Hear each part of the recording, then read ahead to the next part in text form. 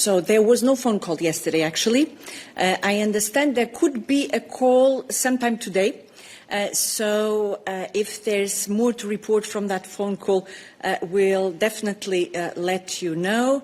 Now, what I can say, and you heard it already directly from the President herself, she had been in contact with the Prime Minister-elect already on the evening of the elections on Sunday, and they agreed to cooperate closely to the benefit of Hungary, to the benefit of the whole of the EU, and as also reiterated by the President herself yesterday in her address to the press, we are engaging with the new government as of the night of the elections, but of course continue also to engage with the outgoing administration as necessary. And when it comes to the various files, and there are many, and I know that there is a lot of interest on what will be the next step on the various subjects, topics. So, as we've stated before, there was an agreement at the level of the EU leaders, an agreement involving all the 27 member states, and we of course expect all EU leaders, all member states to abide by their commitment, and we remain committed to making the first disbursement as part of this package in the course of the second semester of this year. And if I may recall what the President said, she said that we will deliver on the loan one way or another. Now, important pieces of the package have already been put in place. We saw the setup of what we call the Ukraine support loan. That was one instrument, a crucial one. And also we modified the Ukraine facility. These were done already in February. And then, as I mentioned before, we've got about 3 more documents at this stage to adopt. 3, not 4, because we already adopted the Ukraine financing strategy, which allows us to set out how much we are going to provide to Ukraine, to what purposes, via which channels. Hi, Leah Hillebrand from ARD. Just a quick question. You said we remain committed to make a first disbursement in the which semester? In the course of the second semester. We're talking about Hungary, if I understand well, huh? Yeah.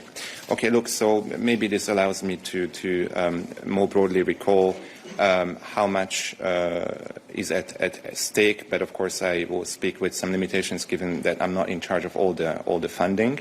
So at the moment, around 17 billion euro are blocked. Part of this is under the cohesion policy, and part of it is under the resilience and recovery facility. We have about 7.6 billion euro under the cohesion policy blocked, and around 10.4 under the RRF. Now, if you dig into it further, you will see that the funds are blocked for various reasons. So, for example, I'm in charge of the conditionality regulation, where we have a council decision. At that time, at the end of 2022, it led to the blocking of a certain amount of money. It was around just over 6 billion euro.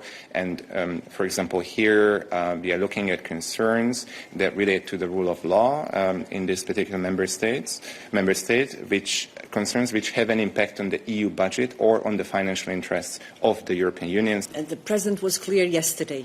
We've listened attentively to the first words of the Prime Minister-elect, and we have confidence that indeed a lot will happen in terms of what needs to be done, notably to unblock the funds.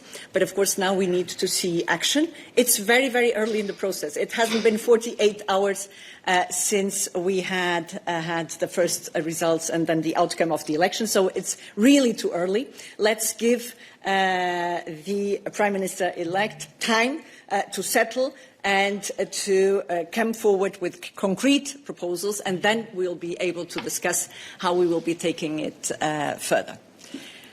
Now, we also hear President Zelensky saying that the repair works should be done and finished.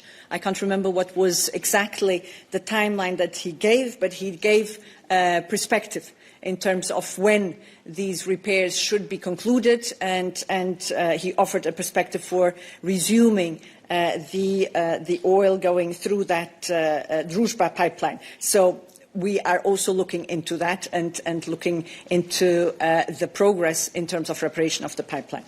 So indeed, for Hungary to access the RRF funds, as you rightly pointed out, they have to meet the so-called super milestones.